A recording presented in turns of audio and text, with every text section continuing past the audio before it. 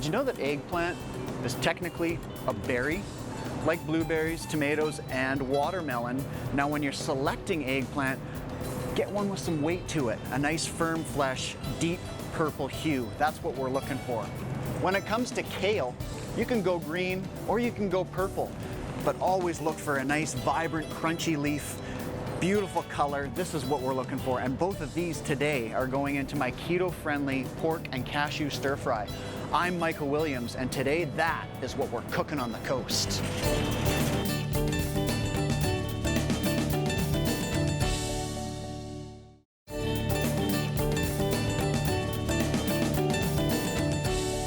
Hey folks, it's a great day for some low-carb cooking, because today we create keto-friendly pork and cashew Asian stir-fry. Let's get right to it.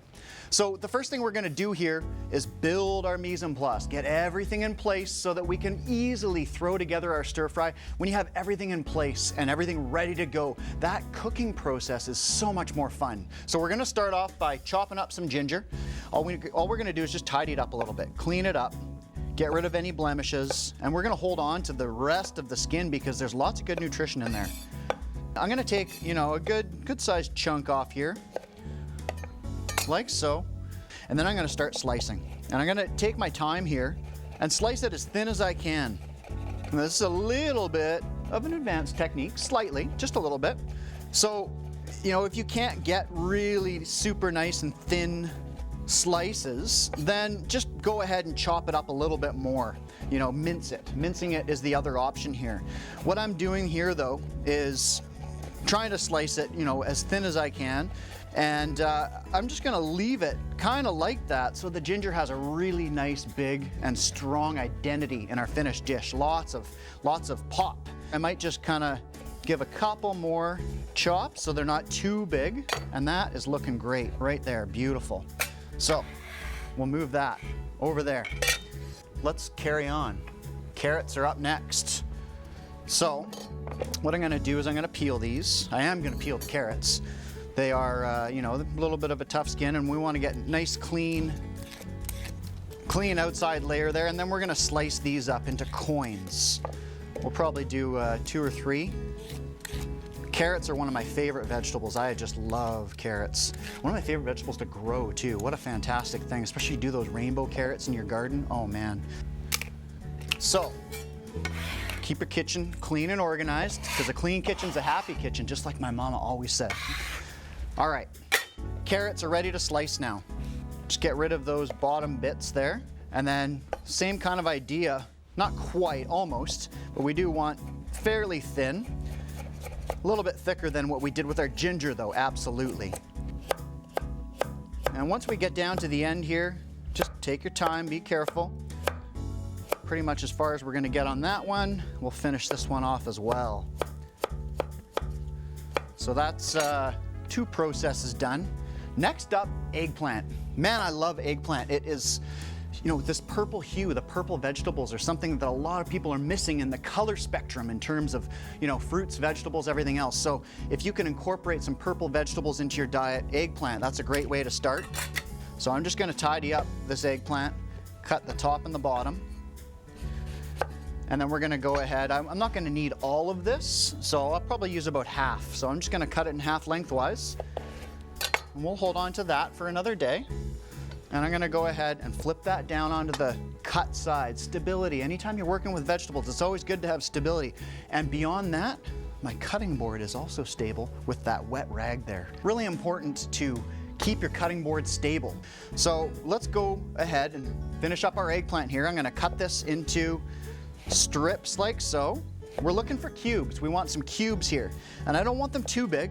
I'm not a huge fan of big chunks of eggplant. I like them nice and small, and that way you get those nice crispy edges with just a little bit of mushiness in the middle. Otherwise, I find it's too mushy. So I'm a fan of eggplant if it's done right, and for me, that means not huge chunks of it. Nice small dice, like so. We're almost there. Okay, so now we're gonna line these all up. Perfect. And there we have one more process done. Now, kale. You know what? I'm just gonna throw a mention out to these beautiful bags. I love these grocery bags. They're fantastic for holding produce without wasting plastic bags. Now this kale is already washed. Washed it really well. Kale can come dirty, so you want to do a good job of washing it. And then I like to give it a shake to dry it out a little bit. So I just simply go like so, get it nice and dry, and then we're ready to chop this kale up now. Oh, this is beautiful. Another purple vegetable, check it out. We've got some nice purple hue here in the veins, and that color thing again. Try and bring as much color into your diet as you can. The reds, the yellows, the purples, the oranges. And this is gonna go in at the very end of cooking. We're not gonna cook it too much. We're just gonna soften it up right at the end. Now, the last thing we need to get ready, we've got our ginger, our carrots, our eggplant, and our kale. Last thing we need to get ready is our pork. I've got a beautiful pork shoulder blade roast. And what I'm gonna do is I'm gonna cut this. I don't need all of this, it's a big roast, so I'm just gonna use some of it. And what I'm gonna do is I'm gonna actually turn it into my stir fry meat. So we're gonna take our pork roast. Wanna make sure we get rid of the strings. And what we'll do is we're just gonna use probably about half of this guy. Save that for another day. And I'm gonna cut this into slices really thin, because that's gonna ensure a nice tender finished product. So slice away, and then we'll do a couple more cuts on it after the fact. But take your time and get a nice thin slice. These guys on the end here are actually gonna be perfect already. But the rest of my pile here, I'm going to stack up again so that I can do a couple more cuts and get them into nice strips. And this is beautiful, local Vancouver Island Tannadice Farms pork. I love working with this stuff. It is fantastic. It's got a nice, firm texture to it. It's a beautiful meat. And you know, wherever you are, try and get some local pork from a beautiful farm, smaller scale production. So these guys, we're just gonna cut into strips now, and we are ready to have some fun. We'll be back later in the show to pull together a keto-friendly pork and cashew Asian stir fry. Before that though, we're road tripping. See you right after the break.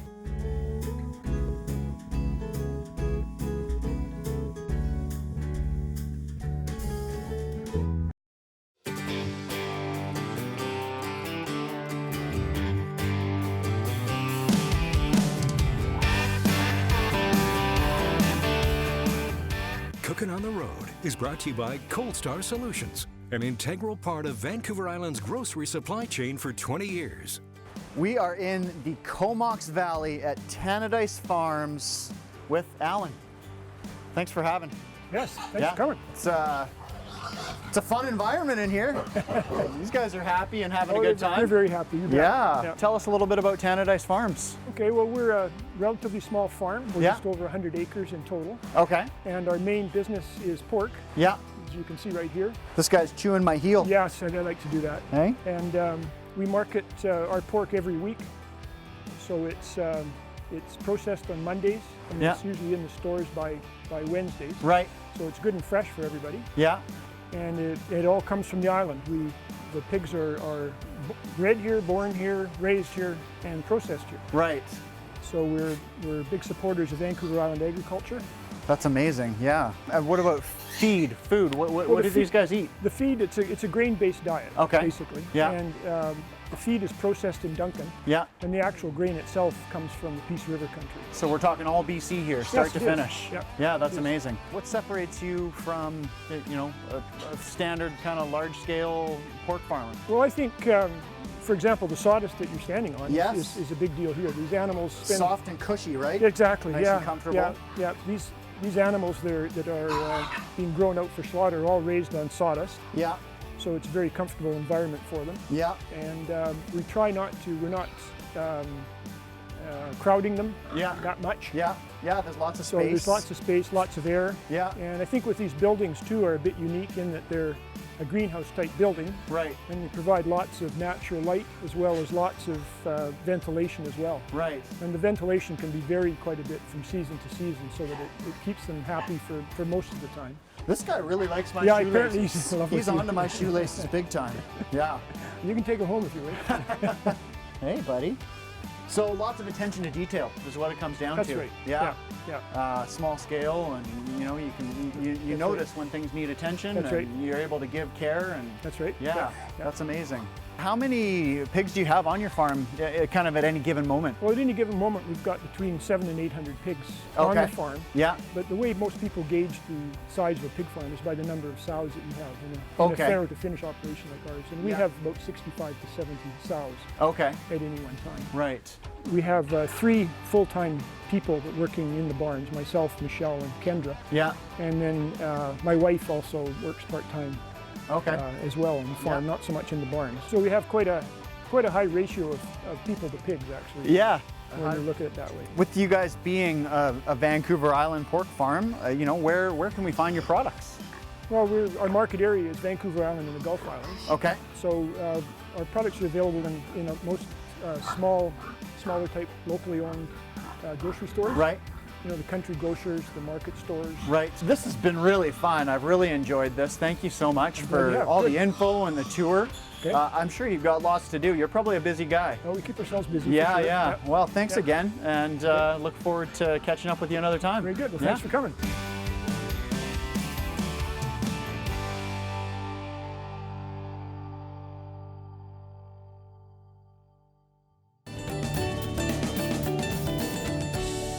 We're back in the kitchen, pulling together our keto-friendly pork and cashew Asian stir fry. Everything's in place, we're ready to roll. Let's get to it.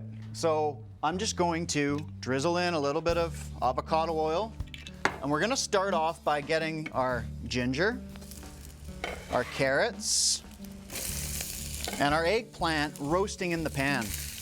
And the idea here is I wanna get a bit of a head start on these veggies before I add the pork in. So, we made a mention of the cashews, which I didn't really get together with my mise en place, so let's have those at the ready as well. And we're gonna bring some flavor into this dish, really round it out with a little bit of soy sauce. Tamari is my favorite, I love tamari. And fish sauce is gonna add a wonderful depth of flavor to this dish and complement the pork beautifully. So basically we're looking for some good color here. We really wanna get those eggplant roasted. Another important time to be using our high smoke point oil. So, you know, a refined coconut oil or an avocado oil, any of the high smoke point oils that can stand up to the heat without burning. So once we have successfully browned things off here, then we're gonna remove this from the pan and get our pork going, and then we'll add that back into the dish. That's kind of the idea. Give it about 5 minutes or so, keep it stirring, and get that nice caramelization happening. A little bit of browning happening on the carrots, the eggplant. Want, you know, that high heat to get that caramelization happening so things don't get too mushy. What we want to do is get that out of the pan and onto the plate so that we can get our pork into the pan. That'll do it. Okay, let's go ahead and just give another dash of oil. That should do it, because we've got lots of good fats in this pork as well. I read a report that pork fat is one of the healthiest fats in the world. I don't know where we heard that from, but I'm sure that makes a lot of people happy. Okay, so we're not going to overload the pan here. That's really important. So I might have a little bit too much. I think we'll just leave it there. In the meantime, I would like to get another pan going so that I can toast off some cashews. Now, why not, I ask you, buy pre-roasted nuts? Well, for me, when you buy your nuts and seeds, I find it's always best to buy them raw for a couple of reasons. One is freshness, and two, when you're buying roasted nuts and seeds, they're really roasted all the way through. And high temperatures, fats, we've talked about it many times, you know, not the best thing to be doing to compromise those fats. So what we want to do is just give them a nice light toast, get them toasted on the outside. We're not compromising the whole nut or seed in that case. So a nice hot pan, we're going to add a little bit of caramelization to our cashews once that's ready, very soon. In the meantime, let's give our pork a stir here because it's looking beautiful, smelling incredible. Lots of great flavors happening in this pan already, just from the ginger, the eggplant, the carrots. And we want to get a nice brown on our meat here before we add things back into the pan. Let's go ahead and get our cashews in now. I can see there was a little droplet of water in there. It started dancing, which tells me that that pan is hot. In go the cashews. Now once you start toasting your nuts and seeds, it is very important to keep them moving because they will burn really quickly. And we don't want to do that. We're just looking for a little bit of color, a little bit of extra flavor. Oh boy, this is coming together nicely. It smells incredible. Couple more spots to brown before I add my veggies back in. Let's keep our cashews moving. I'm going to kill the heat on that element now because they are looking great. All right, so let's go ahead and add our veggies back into the pot.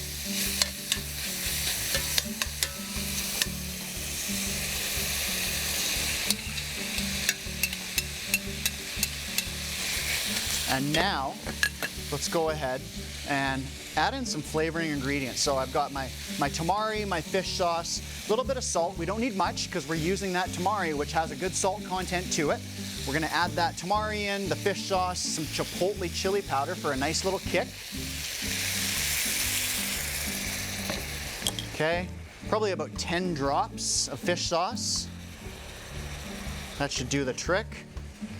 Just a tiny pinch of salt. Don't need much. And some chipotle chili powder. That's gonna have a nice kick to it. All right, this is looking fantastic. I just need some chicken broth now. What? Chicken broth. Rebecca, do we have chicken broth? Oh, my amazing sous chef, Rebecca. I could not do this show without you, nor anything else that happens in my amazing kitchen. You're fantastic. It's my pleasure. Thank you.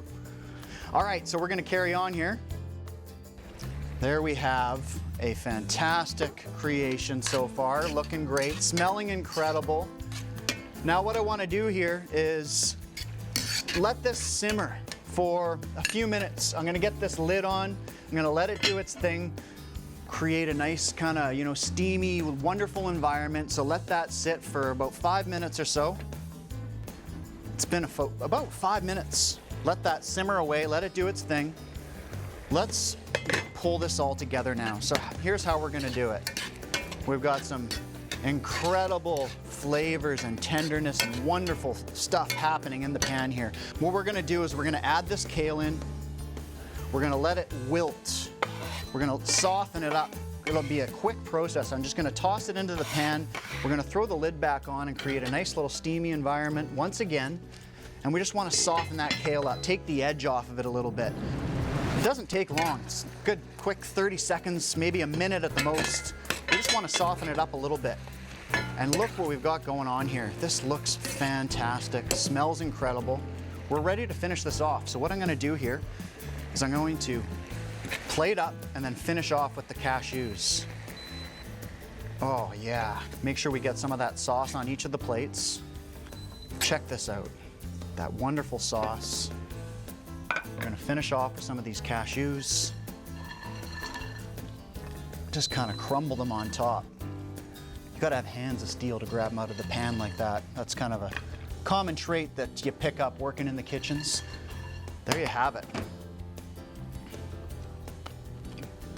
Oh, that is fantastic. It's singing. There you have it. Keto-friendly pork and cashew Asian stir fry.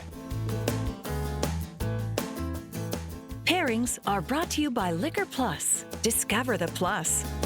What better way to enjoy a delicious culinary creation than with the perfect beverage pairing? We're here with Wade Moore from Marydale. Hi. Welcome to the kitchen. Yeah, thanks for having me. So I'm actually just about to finish this dish off. I forgot my apple cider vinegar. So what I'm going to do is just put a little sprinkle of this on, and then why don't you tell us what you chose to pair with this?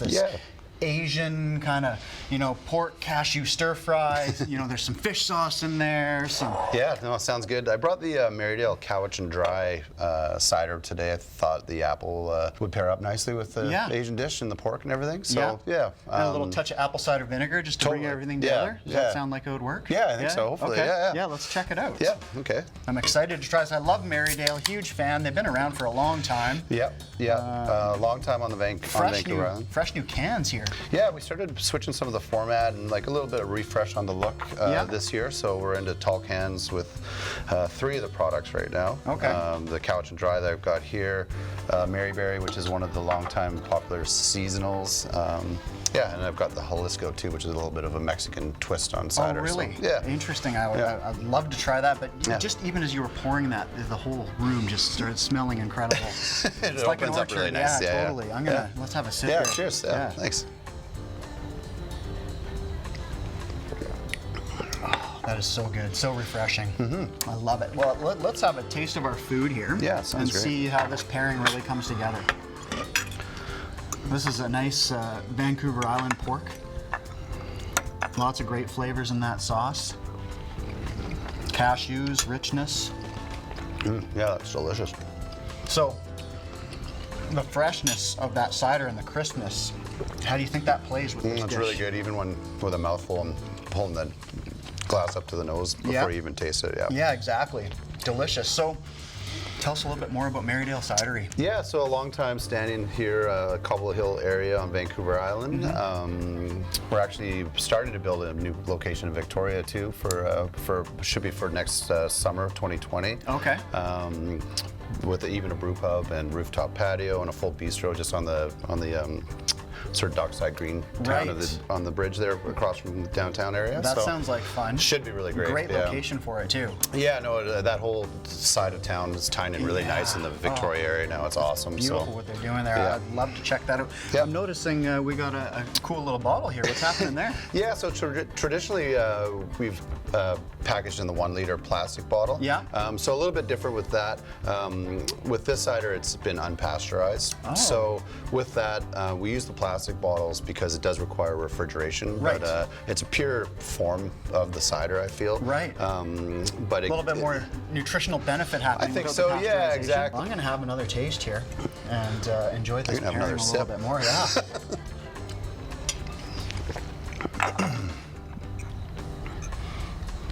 Well, I think you've done well. This is a beautiful pairing. Really enjoying it. I think it's going to be a beautiful match that I'm going to use again and again. So thank you very much. Yeah, no, that worked really well. Really appreciate it. Check out our website where you'll find the lowdown on today's show. I'm Michael Williams. Thanks for watching, and don't forget, dinner's better when we eat it together. Let's have another bite here. Try that kale. I know you love kale. I'm a bit of a kale fan for sure.